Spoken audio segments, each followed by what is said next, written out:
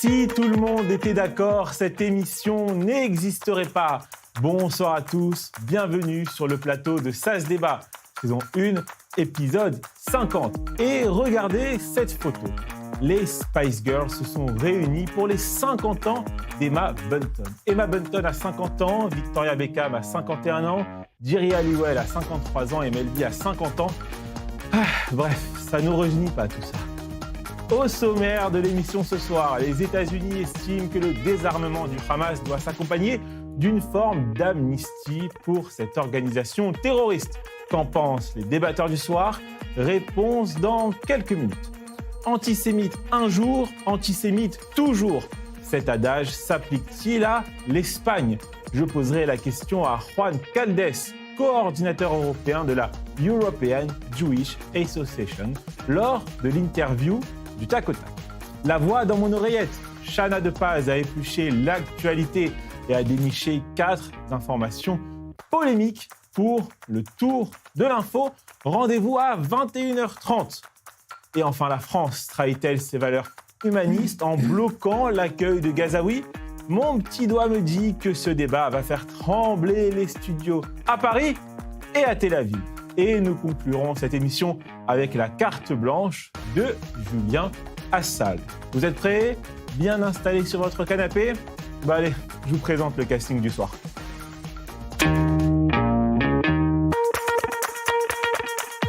Ça se débat, saison 1, épisode 50, en compagnie de Nili Kupfer-Naori. Bonsoir ma chère Nili. Bonsoir. Comment allez-vous?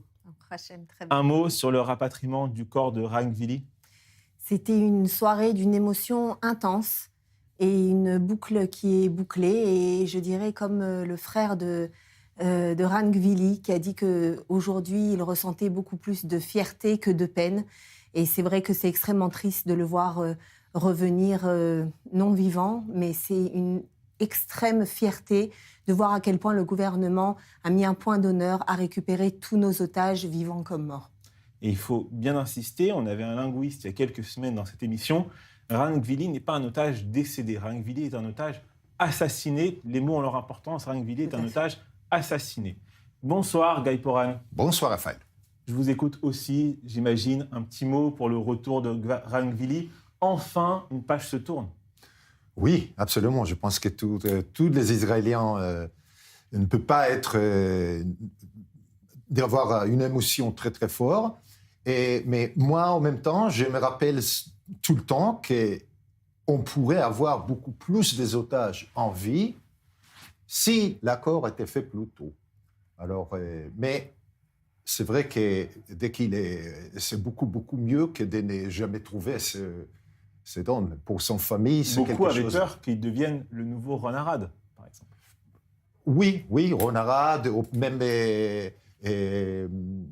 comment il s'appelle, Oron Shaul qui est resté depuis 2014. Qui est resté pendant des années. Mm-hmm. Et ben voilà, au moins c'est fini. Voilà. Et à Paris, nous retrouvons Caroline Sportes. Bonsoir Caroline. Bonsoir Raphaël, comment ça va? Très bien, je vous remercie Très Caroline. Content d'être avec vous. Avec vous, on va parler de cette journée internationale du souvenir des victimes de la Shoah. Et vous aviez un film à conseiller à nos téléspectateurs. Oui, que j'ai eu le bonheur de voir en avant-première hier, c'est Nuremberg.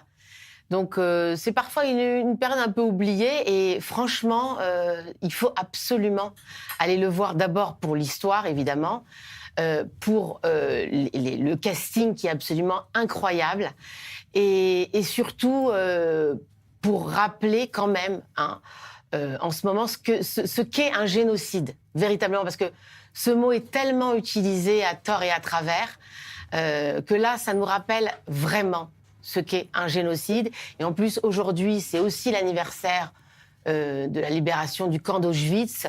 Donc voilà, vraiment un film à voir à tout prix et à aller voir avec ses enfants également. À vos côtés, Rost. Bonsoir, mon cher Rost. Comment allez-vous?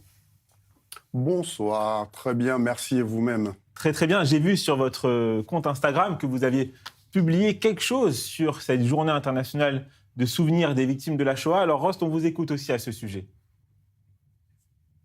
Oui, parce que je pense qu'on est en train de traverser des heures sombres actuellement, tout ce qui se passe aux États-Unis avec cette milice d'extrême droite de Trump, tout ce qui se passe en France avec la démocratisation de l'extrême droite, du URN, et où de temps en temps on dit qu'ils ont changé, alors que régulièrement ils sortent, malheureusement pour eux, ce qu'ils ressentent vraiment et ce qu'ils sont réellement dans leur ADN qui n'a pas changé. On a vu les déclarations même de Marion Maréchal Le Pen, et je pense que les gens doivent prendre conscience que personne ne vienne nous dire dans quelques temps, dans un an, ou quand il y aura les élections présidentielles, et que ces gens-là, on les aura mis au pouvoir parce qu'on les a démocratisés, et qu'on ne vienne pas nous dire qu'on ne savait pas. On le sait, et l'histoire est là pour témoigner de ça, que les gens prennent conscience de ça, et qu'on est un Klarsfeld, d'ailleurs, qui se permettent de parler, de faire des rafles d'étrangers ici, en France. Franchement, moi, ça me rend dingue. Surtout pour un fils de déporté, je ne peux pas comprendre cette façon de faire les choses et de dire les choses et d'être. Donc, c'était important de le rappeler. Très bien. Les présentations sont faites. Découvrons à présent quels débatteurs ont gagné les face-à-face de l'émission d'hier. À la question « Retour du corps de Rangvili en Israël, la guerre à Gaza est-elle terminée ?» Vous êtes d'accord à 89% avec David Antonelli. Et à la question « Parti arabe, Naftali Bennett a-t-il déjà honte de ses futurs alliés ?» Vous êtes d'accord à 71% avec Meir Habib. Place à présent au premier débat de cette émission. Les États-Unis estiment que le désarmement du Hamas à Gaza doit s'accompagner d'une forme d'amnistie pour le groupe terroriste palestinien. Cette information a inspiré l'équipe de SAS Débat et nous avons posé 7 questions aux débatteurs. La paix à Gaza passe-t-elle par l'amnistie des terroristes du Hamas ? Guy Poran a répondu oui. Émilie Kufernaouri a répondu non. SAS Débat, saison 1, déjà l'épisode 50, face à face numéro 1. Allez, c'est parti.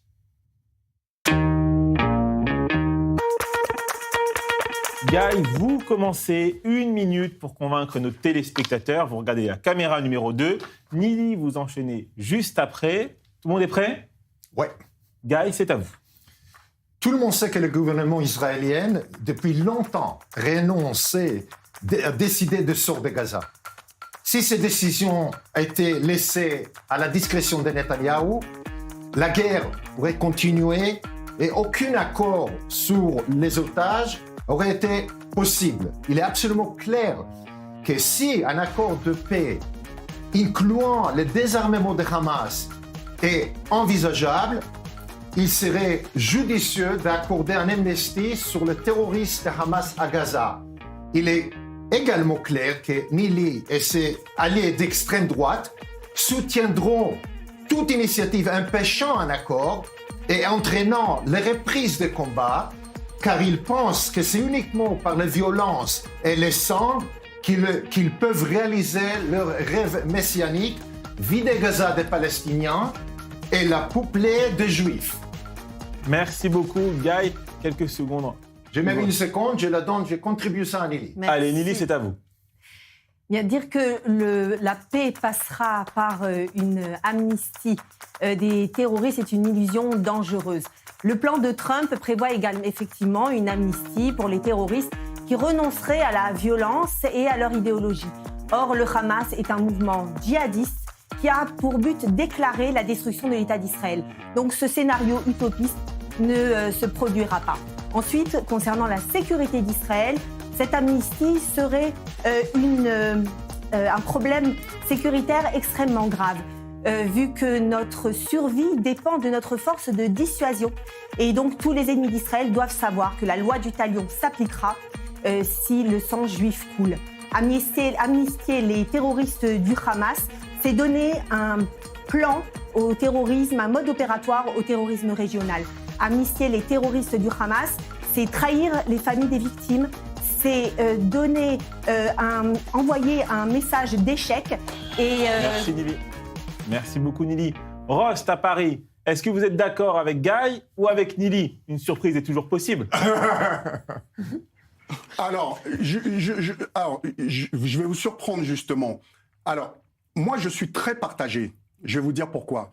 autant les arguments que M. Poran a donnés, je les partage à 1000%.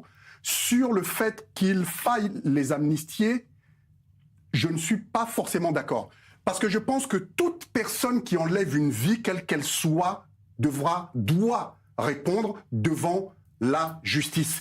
Et j'aimerais que ces gens soient traduits devant la Cour pénale internationale, au même titre que je réclame ici qu'on traduise Netanyahou et toute sa bande, plus les soldats qui ont commis des ignominies aussi là-bas, lorsqu'il y avait des enquêtes qui devaient avoir lieu, que les États-Unis ont empêché. Et donc, que toutes ces enquêtes se fassent et que ça aille au bout. Et même certaines personnes qui ont tout fait pour affamer le peuple gazaoui, comme Mme Kufer Naouri, qui est citée par la Cour pénale internationale, que tous ces gens-là aillent répondre devant la Cour pénale internationale. Je ne suis pas accusée devant la Cour pénale internationale, donc ne commencez pas à raconter n'importe quoi. D'accord ? Donc oui, effectivement, j'ai été arrêtée et j'en suis fière. Et s'il fallait le refaire, je le referai. J'ai été arrêtée, les camions humanitaires qui ont été donnés du ravitaillement aux terroristes du Hamas. Et de mettre sur un même plan les terroristes du Hamas qui ont égorgé, violé, torturé des civils israéliens face à des soldats qui se sont battus contre des terroristes, c'est une ignominie. Merci. N'oubliez pas, il y a Caroline. Caroline, j'ai une question pour vous. Comment forcer le Hamas à déposer les armes sans continuer la guerre ? C'est un casse-tête. Voilà. Alors pour le coup, je voulais rebondir sur ce qu'a dit Ross. Il avait bien démarré. C'est dommage après toujours dommage de mettre sur le même plan le gouvernement israélien et le Hamas, parce que vraiment, ça c'est très très compliqué à entendre sur le fait qu'Israël ait affamé le peuple palestinien. Ça aussi, ça a été largement démontré que c'est absolument pas vrai. Elle l'assume. Non, c'est absolument pas vrai. L'action de Nili, c'est indépendant, mais je veux dire. Il y a des journalistes, notamment britanniques, qui ont été et qui ont constaté qu'il y avait énormément de nourriture qui n'était pas distribuée à la population gazaoui, que c'était le fait du Hamas et c'était pas le fait d'Israël. C'est pas ce que disaient les ONG. Sur le problème du désarmement du Hamas et le fait de les amnistier, ce serait effectivement un scénario idéal qui puisse effectivement déposer les armes, mais on a bien vu, l'histoire nous montre que ça n'existe pas et que ça n'arrivera pas. Tous les accords de paix, tous les cessez-le-feu, toutes les trêves ne permettent qu'une seule chose, le réarmement du Hamas et des groupes terroristes. On ne peut absolument pas leur faire confiance. Il ne faut pas oublier que nous avons tué des dizaines de milliers de combattants de Hamas. Et ce n'est pas réaliste. Si on pourrait avoir tout le reste au tribunal, oui, mais ce n'est pas réaliste. Et si on peut avoir le désarmement de Hamas pour avoir l'amnistie, c'est un deal qu'on ne peut pas refuser. Amnistie, et après ils vont en Turquie, ils vont au Qatar, ils dégagent. Ça, c'est même mieux, mais même s'ils restent là-bas. On avait fait ça en 82 avec les gens d'Arafat au Liban. Exactement. Et Arafat, qu'est-ce qu'il est devenu ? On a signé ça parce que ça, c'est réel politique. C'est pas la peine d'avoir une fantasie. Nous voulons avoir d'un côté... c'est la même fantasie comme pour vous, c'est de continuer de se battre, tout le monde, avoir les populations juives là-bas. On ne peut pas avoir tout. Mais c'est Attendez, pas de cacophonie. J'ai une question pour lui. Je vais rebondir sur ce que disait Guy par rapport à Arafat. Parce que c'est une question qui se pose. À l'époque, Arafat était un terroriste. Il a été ensuite considéré, lui et son mouvement, comme un parti politique comme un autre. Il a même eu le prix Nobel de la paix. Il était reçu. Serré la main par Netanyahou. Serré la main par Netanyahou et d'autres leaders politiques israéliens.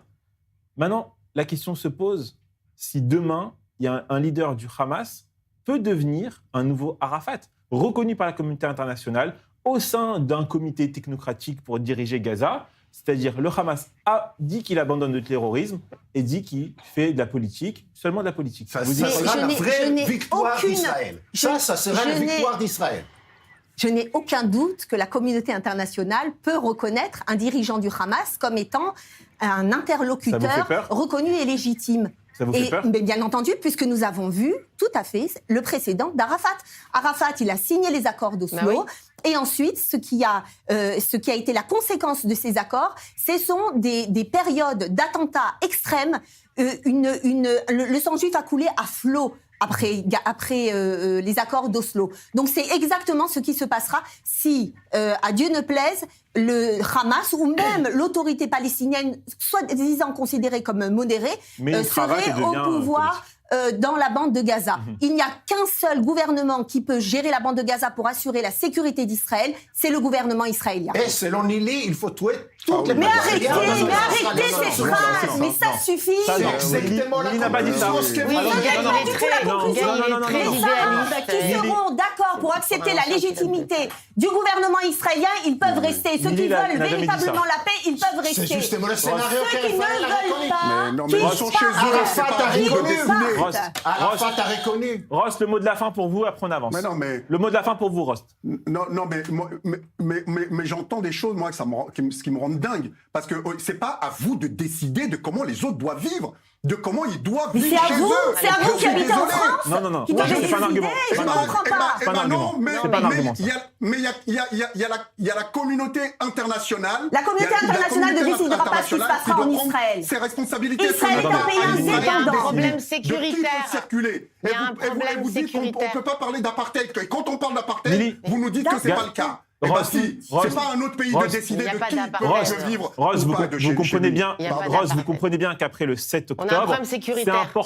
important pour Israël tout de même de savoir ce qui va se passer pour l'avenir de la bande de Gaza, Mais- sachant que c'est deux États voisins. C'est imaginer la France laissée après la Seconde Guerre mondiale, les nazis en pouvoir en Allemagne. Voilà. Et je pense que la France s'est quand même un peu mêlée de ce qui s'est passé ensuite dans le gouvernement allemand après la Seconde Guerre mondiale. Vous êtes d'accord avec ça, Rost? Bah oui. Tout de même. Non, C'est-à-dire mais- que c'est un danger non, mais moi- pour moi- le moi- Hamas dans non, la mais- bande de Gaza, Rost. C'est un danger pour moi, c'est un danger pour ma femme, c'est un danger pour ma fille, c'est un danger pour tout Israël. Exactement. Oui, mais Raphaël, c'est exactement comme après Non, la mais Deuxième moi- Guerre mais mondiale. moi, Comme j'entends- maintenant, c'est les j'entends ça. Américains Donc, c'est qui ça, vont le problème, vraiment c'est le problème décider. C'est les sécuritaire. Américains qui vont décider. Ça, Guy Porak, ça s'entend. Ce qu'il Non, dit, mais c'est que c'est les c'est- Américains eh ben, qui Mais vont je sûrement pense que décider. la bande de Gaza est un territoire juif. Elle a toujours été jusqu'en 2005 lorsque nous Eh ben avons voilà, dû non, mais c'est partir. voilà, c'est Et exactement l'ennemi. ce qu'elle... Mais c'est- j'admets c'est ça, que elle les vient Gaza de vont dire. revenir. Voilà. Mais vous croyez que j'en ai C'est tout honte? ce que vous J'en sais intéresse. rien. Tout ce qui Allez, m'intéresse, vous c'est voyez, que Gaza, pour la c'est fini. sécurité et pour la souveraineté du peuple C'est- juif. c'est Je veux que terminé. Gaza Mais redevienne Émilie juif. a raison. Et la Jordanie aussi. On l'a laissé La à Jordanie Gaza, aussi, mais c'est la pas Jordanie. grave. La Jordanie. Et les Liban aussi. Faut qu'on avance. C'est ce que je Stop. Ça, pense. c'est votre lecture des Stop. Et choses. j'insiste. Non, non, Stop, c'est stop. la lecture de la carte. Caroline, un petit mot rapide. Non, Nili a raison. C'est vrai que c'était une terre juive que Non, nous c'est un avons mensonge, donnée ça. aux C'est vous Gazaouis. qui vous êtes On dit avance. ça. Non, non. Allez, on a C'est- compris. C'est vous qui vous êtes dit On ça. a compris. C'est Voilà. faux. Merci. Lisez la Bible. Hop, hop, hop. Lisez la Ah, Bible. Merci à tous les quatre. Ainsi s'achève le premier débat de cette Mais la émission. Bible n'est pas un Consacré- bouquin. Hop, hop, Regardez hop, les- hop. alors regardez Hop, hop, les fouilles archéologiques. Consacré Non, au la Bible désarmement n'est du pas un bouquin Hamas. d'histoire, Et je madame. suis sûr qu'on en parlera encore ces prochains jours et ces prochaines semaines dans Ça se débat. Il faut qu'on passe à l'interview du tac au tac. Notre invité nous attend. La Fédération des communautés juives d'Espagne est inquiète et elle déclare « Le niveau d'antisémitisme a fait un saut alarmant, passant des mots aux actes, de l'incitation à l'attaque directe. » Parlons-en avec Juan Caldes, coordinateur européen de la European Jewish Association. Mon accent en anglais est catastrophique, mais bon, je pense que vous avez compris. Allez, c'est parti.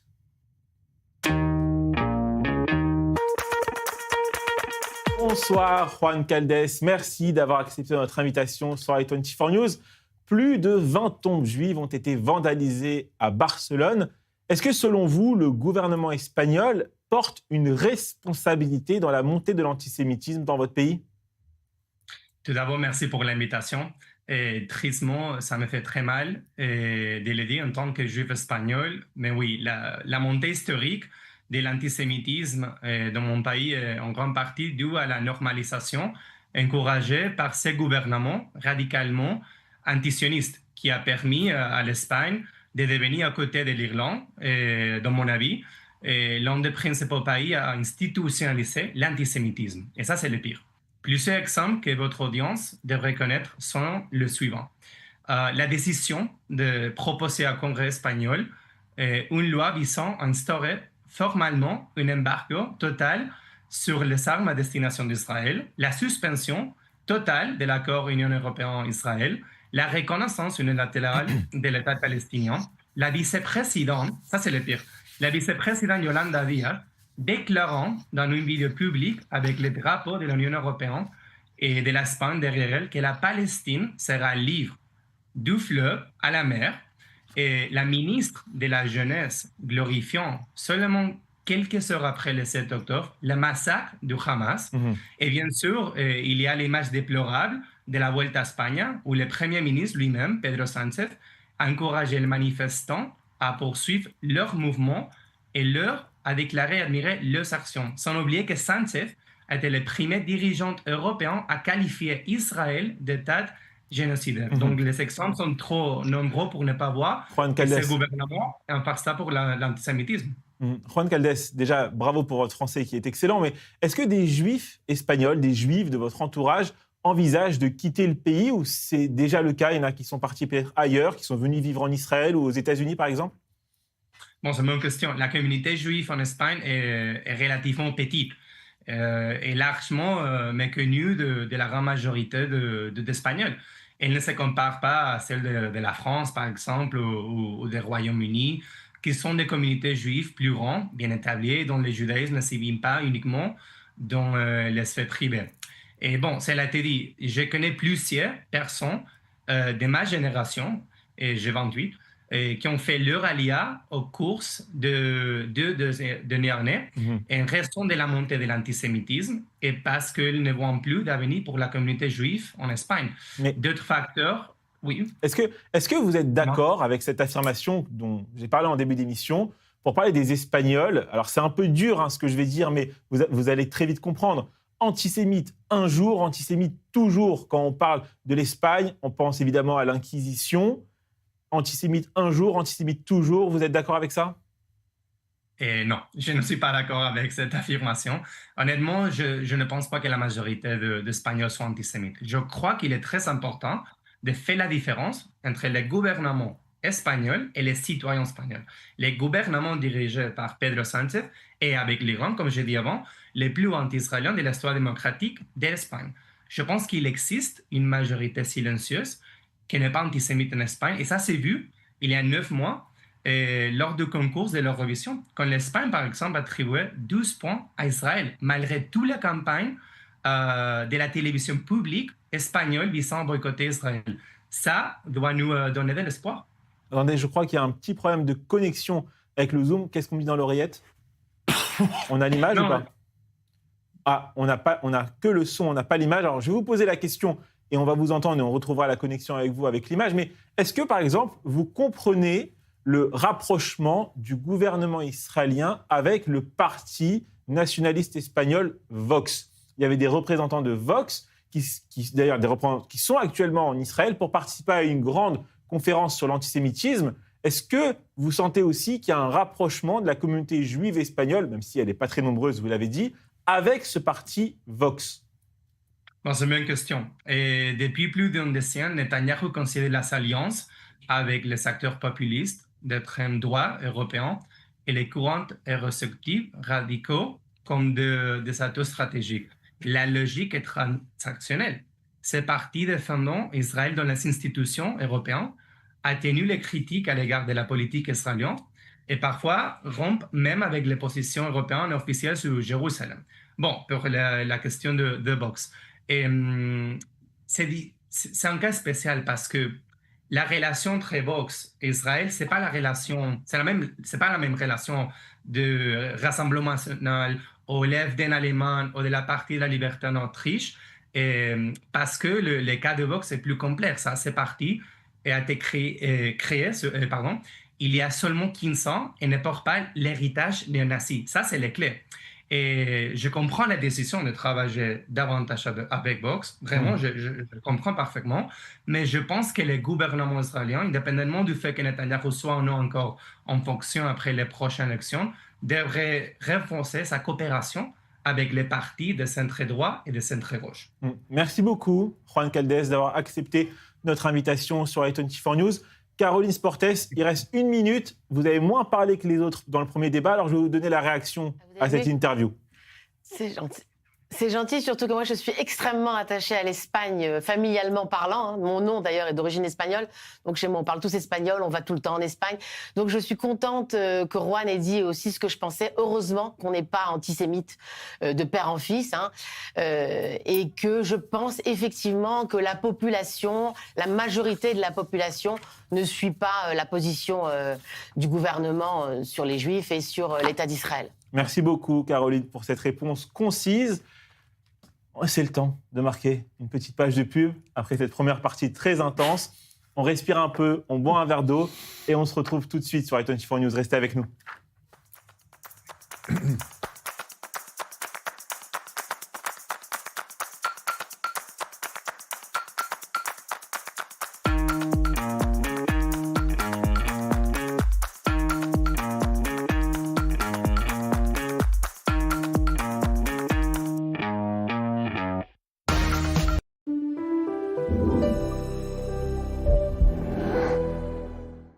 Israël Bonds soutient Israël depuis 1951, lorsque la guerre contre le Hamas a éclaté.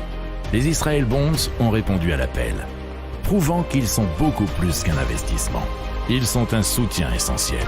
Les Israël Bonds sont des obligations émises par l'État d'Israël. En choisissant de souscrire à des Israël Bonds, vous investissez directement dans l'État d'Israël. Un soutien concret pour l'avenir d'Israël. C'est le moment, bâtissons l'avenir ensemble. Vous vivez en Israël ou préparez votre alia? Félicitations! Vous avez un téléphone? Parfait! Téléchargez gratuitement l'appli Olim et découvrez tout ce que nous avons à vous offrir. Prise de rendez-vous médicaux et administratifs, paiement de vos factures, vérification de dettes, traduction instantanée, recommandations de professionnels, suivi de demandes et bien d'autres choses encore. Et si vous n'y arrivez pas tout seul, notre équipe parle votre langue et vous aide dans toutes vos démarches en Israël, à partir de 99 shekels par mois en illimité et pour toute la famille. Alors n'hésitez plus! Téléchargez l'appli ou contactez-nous. C'est le moment de vous faire plaisir pendant les soldes chez Optical Center. Bénéficiez de prix exceptionnels jusqu'à moins 50% sur vos lunettes, vos verres et appareils auditifs jusqu'au 3 février. Jusqu'à moins 50% sur tout le magasin et pour toute la famille pendant les soldes. N'attendez plus. Dispositif médical. Les équipes du Magen David Adom sauvent des vies. Ambulance, unité mobile, don du sang, secouristes. Ils sont sur tous les fronts, pour tous, sans distinction. En cette fin d'année, votre don peut tout changer. En France, chaque euro compte et chaque don renforce la capacité du MDA à intervenir plus vite, plus loin, plus fort. Cette année, faites un geste qui sauve. Soutenez le Magen David Adom. Parce que sauver une vie, c'est sauver un monde entier. Certains achètent un bien, nous détectons les opportunités. David Jamy Group, l'expérience au service de ceux qui veulent investir autrement. Aujourd'hui, Dubaï explose. Croissance exceptionnelle, fiscalité avantageuse, sécurité incomparable et une rentabilité unique au monde. Entourés des meilleurs experts, nous chassons sur place et à vos côtés les opportunités les plus prometteuses. À Dubaï, mais aussi à Miami, Tel Aviv et Paris. Vous voulez investir intelligemment? Sécuriser votre avenir dans les plus belles villes du monde? David Jamy Group, Real Estate Opportunities.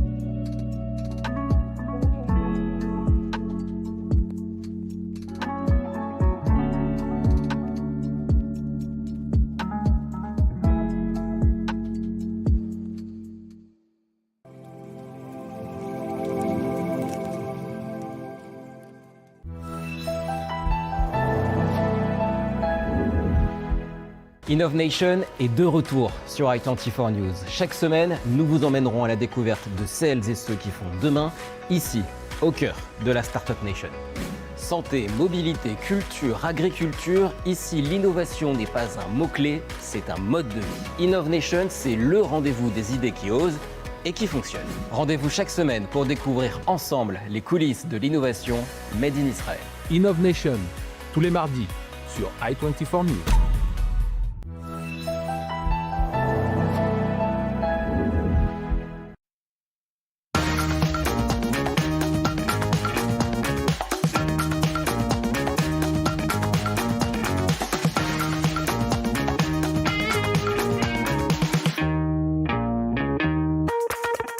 De retour sur le plateau d'i24 News, toujours avec Rost, Caroline Sportes, Guy Poran et Nili Kupfer-Naouri. Mesdames, messieurs, c'est le moment du tour de l'info.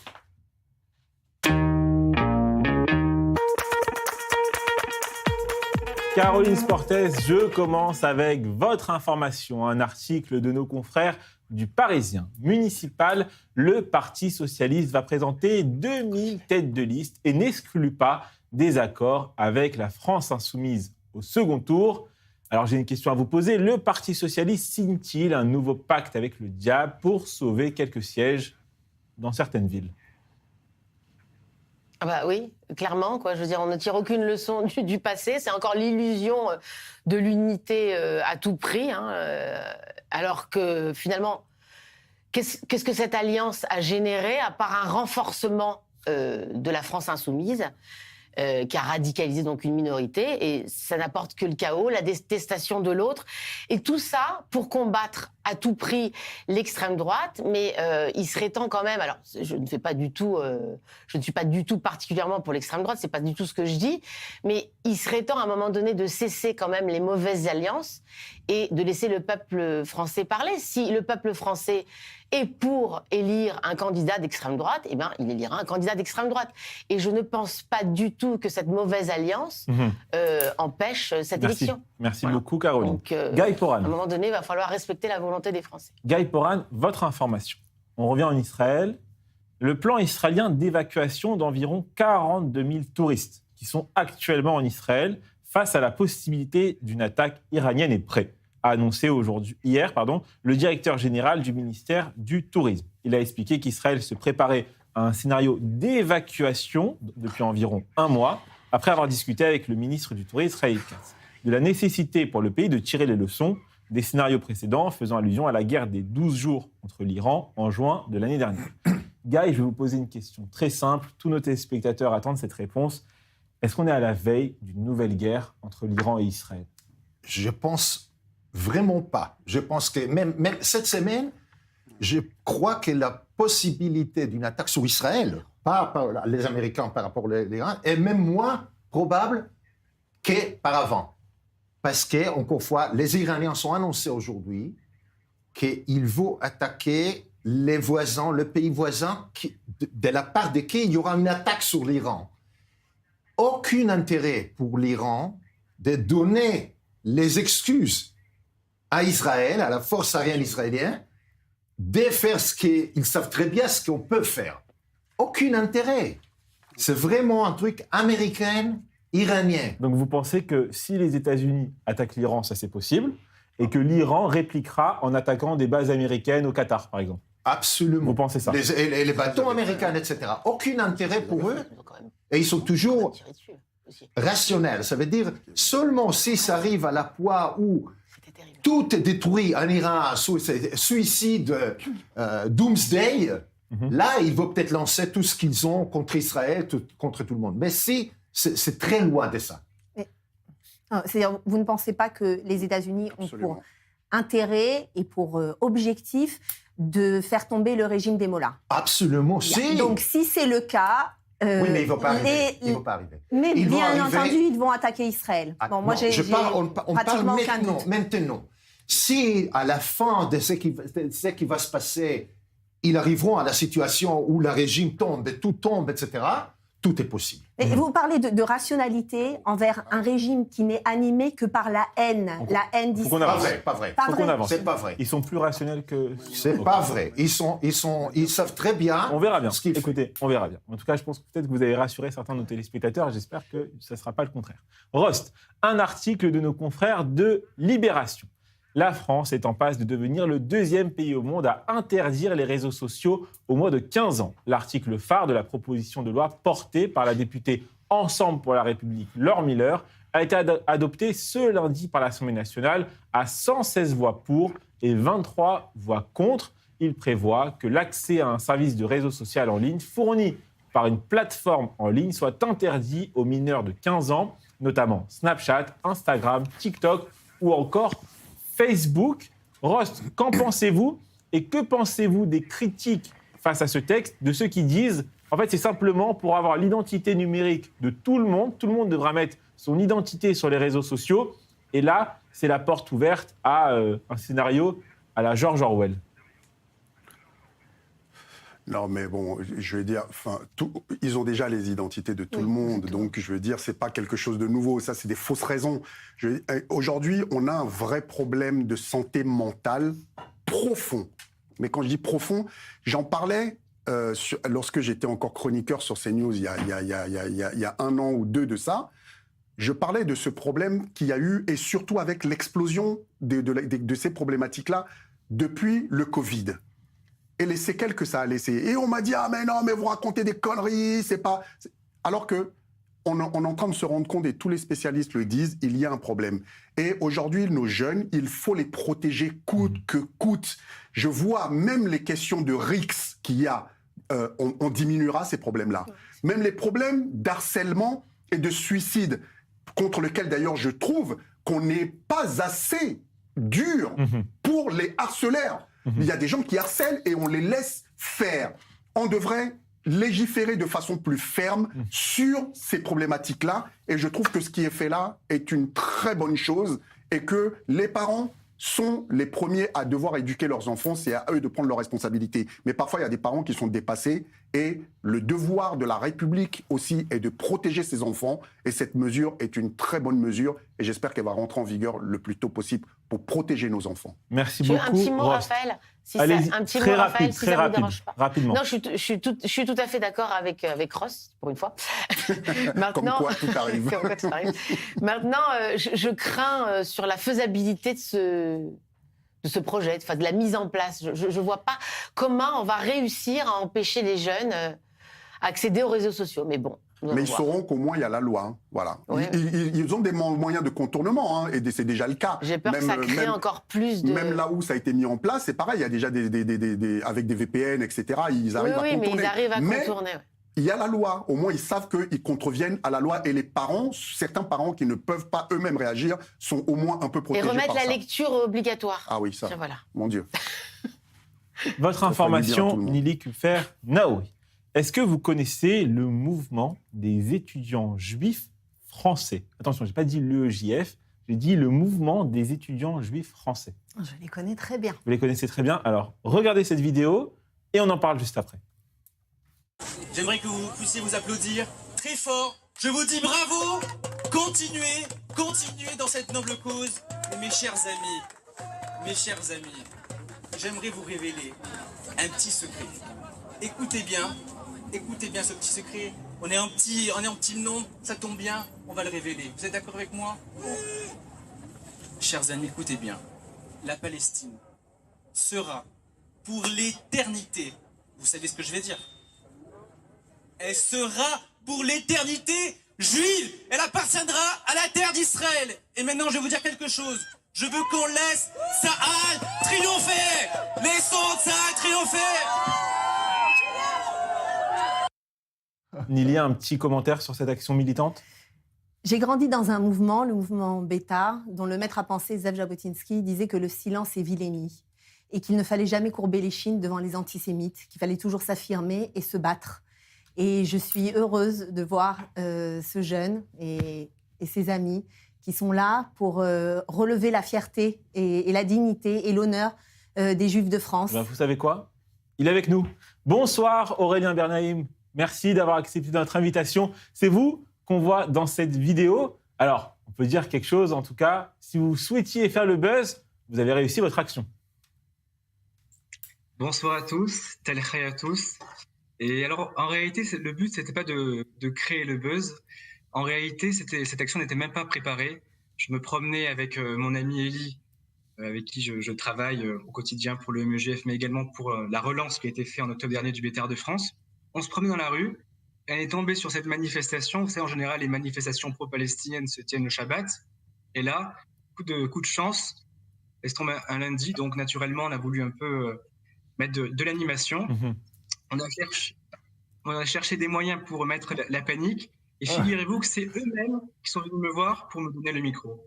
Mais les mêmes militants d'Euro-Palestine, ils s'époumonnent à Paris depuis des décennies. On les a croisés des dizaines et des dizaines de fois. Olivia Zemmour, qui est à Châtelet tous les samedis, comme vous le dites. Vous n'êtes pas sortis de l'auberge si vous voulez les embêter à chaque fois qu'ils déploient une tente et qu'ils sortent un micro.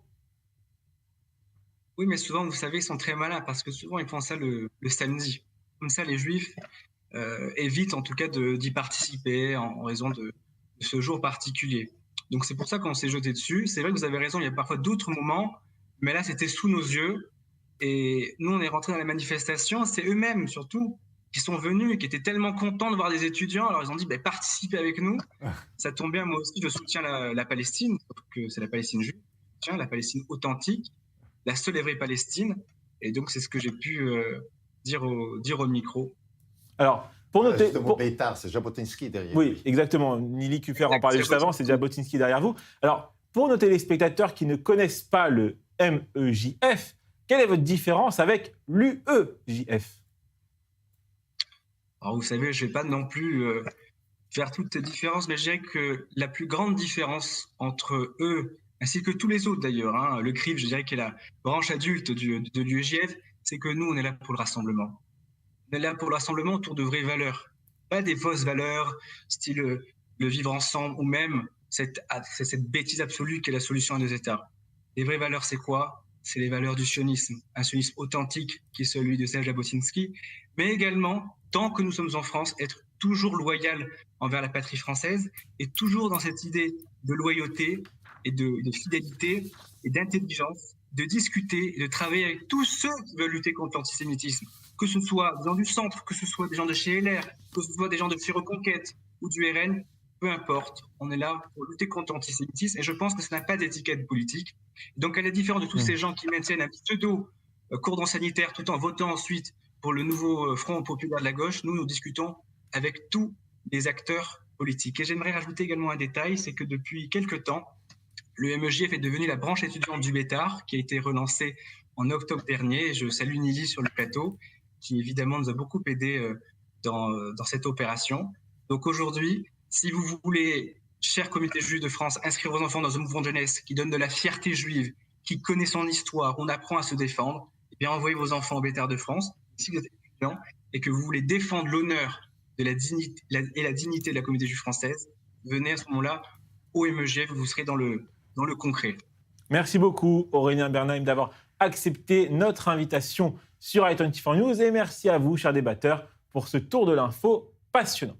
Des artistes et des chercheurs dénoncent les blocages et restrictions d'accueil en France visant des ressortissants gazaouis, notamment ceux lauréats du programme PAUSE, un programme d'accueil en urgence de scientifiques et d'artistes en danger. Cette dénonciation a inspiré 7 questions à l'équipe de Ça se débat. La France trahit-elle ses valeurs humanistes en bloquant l'accueil de Gazaouis ? Rost a répondu oui et Caroline Sportes a répondu non.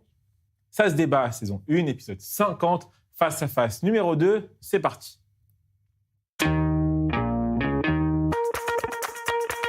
Rost, vous avez 1 minute pour convaincre nos téléspectateurs. Caroline, vous enchaînez juste après. Tout le monde est prêt ? Est-ce qu'on est prêt en régie ? N'oubliez pas, vous avez 1 minute pour convaincre. Ne dépassez pas ces 60 secondes. C'est à vous, Rost. Alors déjà, je vais utiliser quelques secondes pour dire à ce jeune homme que c'est une honte, que ce sont des gens qui attisent la haine et que ça n'a aucun intérêt et c'est à cause de ces gens-là qu'on n'y arrive pas. Pour revenir au sujet, alors évidemment que la France est censée être le pays des droits de l'homme, mais bon, on sait très bien depuis très longtemps que cette valeur est oubliée. Mais sur la question de l'accueil des Gazaouis, on sait qu'il y a eu des accueils qui ont été faits. Mais aujourd'hui, la question n'est pas sur la question de l'accueil. Il s'agit plutôt de se dire comment on arrive à faire en sorte que les gens vivent chez eux. Qu'on reconstruise Gaza pour les Gazaouis, qu'on arrête les massacres et les velléités de Netanyahou et de toute sa bande d'extrémistes pour qu'on puisse arriver à une solution à 2 États. La priorité, elle est là. Là, je pense que sinon, on est hors sujet. Je vous donne les 3 secondes me restant. Merci beaucoup, Caroline. C'est à vous. Alors, oui. Alors, Rost est hors sujet, mais bon, c'est pas grave. Hein. Il avait envie de dire ça, donc Voilà, on le c'est laisse. ça, je le dis. Alors, l'humanisme, là, pour une fois, on a une attitude un petit peu responsable de la France. D'abord, humanisme, ça ne veut pas dire ouverture inconditionnelle des frontières. Hein. C'est pas ce que ça veut dire. Ça n'implique pas non plus l'accueil nécessairement sur le sol français. Il peut y avoir d'autres manières d'être humanisme. Et surtout, un tel accueil pourrait nuire aux Gazaouis et aux Français. Et la chose la plus importante, c'est le risque, la dangerosité avérée. Je rappelle que le 7 octobre, il y a près de 3000 terroristes gazaouis, dont des civils et soi-disant des journalistes qui sont rentrés. La population était en liesse. La majorité continue à voter pour le Hamas. Et surtout, la France a eu de très mauvaises expériences en matière d'accueil des Gazaouis. On se rappelle de cette jeune femme qui était accueillie à Sciences Po et qui a tout de suite fait l'apologie du terrorisme. On se rappelle aussi des enfants gazaouis qui sont arrivés avec des t-shirts arborant des kalachnikovs. On se rappelle aussi d'un message sur les réseaux sociaux d'un jeune beaucoup. Dès son arrivée qui a dit « Je vais tuer des juifs ». Donc là, pour une fois, la France fait un peu attention à ses citoyens. D'accord avec Rost ou avec Caroline? J'ai une question, Raphaël. Hop.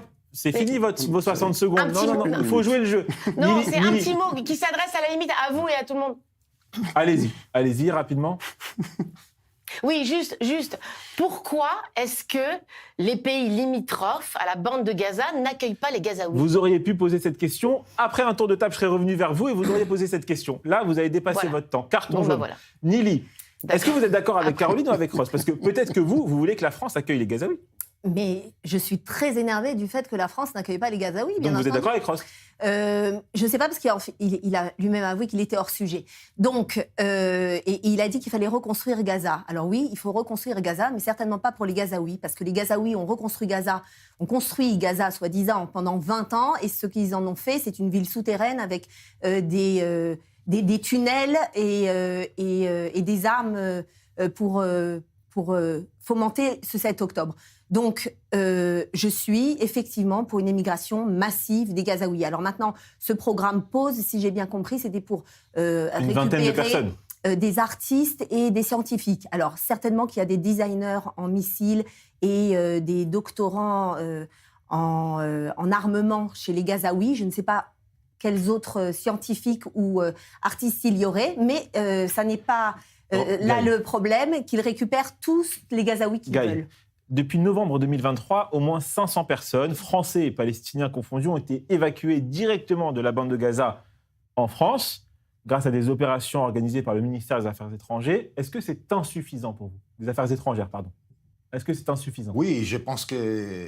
Oui, mais je me demande, si vous voulez reconstruire Gaza, mais pas pour les Gazaouis, alors pour qui? Pour les Juifs. Pour les Juifs. Il faut reconstruire Gaza pour les Juifs. Tout à fait. Et qu'est-ce qu'on va faire avec tous les Gazaouis? Les Gazaouis peuvent aller dans énormément de pays qui seront très contents de les récupérer. La France d'ailleurs, ils peuvent continuer d'alimenter les cellules terroristes qu'il y a en France. Ils peuvent aller dans d'autres pays où on a besoin de main-d'œuvre, qu'ils fassent ce qu'ils veulent, mais pas en Israël. Ils ont montré ce dont ils étaient capables lorsqu'on leur donne un bout de terrain. Rost, est-ce que la France a un devoir moral, selon vous, d'accueillir ces Gazaouis? On a cité l'exemple de cette étudiante à Lille. Alors, je vais être un peu plus précis que vous parce que c'est mon rôle, Caroline. En fait, elle n'avait pas publié ces publications-là une fois qu'elle était arrivée, mais une fois qu'elle était en France, des gens sont remontés sur son fil X et ont retrouvé des publications non à la gloire d'Hitler. C'était des publications à la gloire d'Hitler. Rost, allez-y. Oui, c'est ça. Alors, la première chose... cette phrase que je dis toujours aux gens, migrer n'est pas chose aisée. D'accord? Personne ne migre la plupart du temps par plaisir. La plupart du temps, les gens se sauvent de leur pays par rapport à la guerre, etc. J'en sais quelque chose.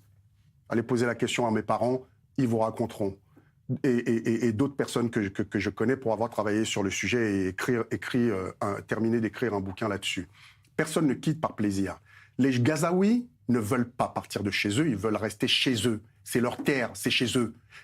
N'en déplaise à Nelly et tous ces extrémistes... C'est leur terre depuis combien de temps? Refaites-moi l'historique. Et tous ces extrémistes... En quoi c'est leur terre, dites-moi? Et tous ces extrémistes... Demandez quelles sont les origines de ces Gazaouis. C'est des Égyptiens, c'est des Irakiens. Et nous devons nous battre pour que ces gens se reconstruisent chez eux. Si Madame Naouri n'est pas contente, elle n'a qu'à dégager où elle veut, mais les Gazaouis sont chez eux. Non, mais c'est pas le sujet, Ross, c'est pas la question qui est posée. Caroline, chez eux. Caroline, tout le monde doit se battre pour qu'on reconstruise Gaza. La France, elle a accueilli des Syriens, elle a accueilli des Afghans.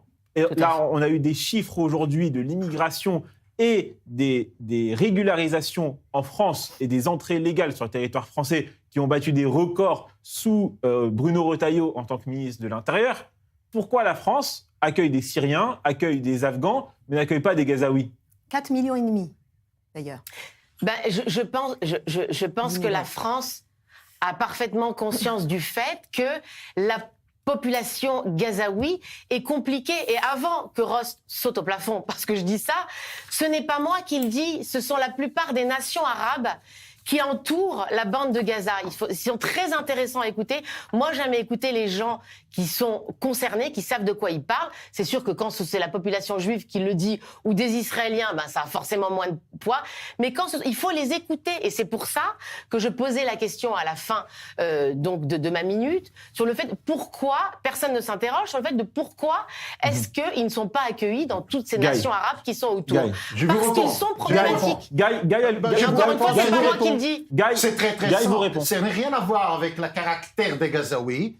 Le pays arabe autour d'Israël, et même plus loin, il ne veut pas aider à la départ des Gazaouis parce que ça, c'est la volonté d'Israël. Il ne va pas aider Israël de vider, il ne va pas aider Nili de vider Gaza des Palestiniens. Non, mais c'est pas leur intérêt. Bien sûr, je préfère qu'il y ait les Gazaouis qui attaquent Israël. Et donc, bien entendu, qu'ils ne sont pas intéressés à les vider. Caroline demandé pourquoi ils n'acceptent pas. Ils ont proposé la déportation. Non, mais on ne répond pas. Ils ont proposé la déportation des Gazaouis. Raphaël, on ne répond pas à la question. C'est une vraie question à laquelle il n'y a pas de réponse. Tout le monde contourne, personne ne répond. Encore une fois... Non, c'est pas vrai. Vous avez vu la frontière entre l'Égypte et la bande de Gaza. La frontière entre l'Égypte et la bande de Gaza. Ils ne veulent pas aider Israël à vider la bande de Gaza. Exactement. Gaïa a répondu. C'est ça la réponse de Gaïa. Je pense que c'est pas la raison. Ils ne veulent pas accueillir les Gazaouis. Bien sûr que oui, parce que Gaza fait partie de l'Égypte pendant des années. Il n'y a pas de différence. Faut qu'on avance. Et au risque de vous déplaire, Nili a raison.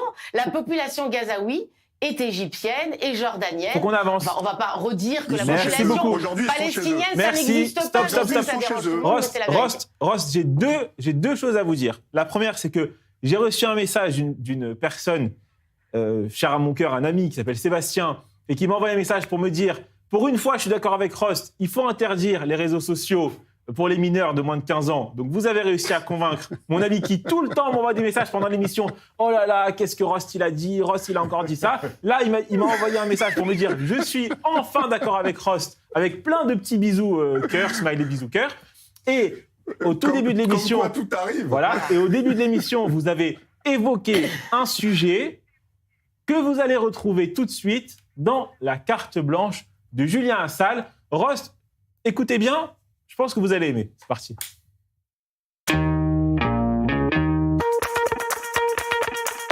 Et oui, salut tout le monde, salut Raphaël. Ah là, plus de 4 jours sans nouvelles de Macron, mais il doit être en studio avec Gims en ce moment, ou Optique 2000, on sait pas. Bon, et alors que l'homme le plus aimé de France est silencieux, la femme la plus appréciée de France, elle, ne l'est pas. Et oui, je parle bien d'Anne Hidalgo, bien sûr. Elle et sa team d'élus parisiens, ils ont pris une photo ce week-end dans un avion, direction Auschwitz. Grand sourire, ambiance colonie de vacances. Voilà, niveau com, un énorme crash. C'est comme si tu vas à un enterrement et sur le trajet, tu prends un snap avec tes cousins en mode trop content qu'on se retrouve.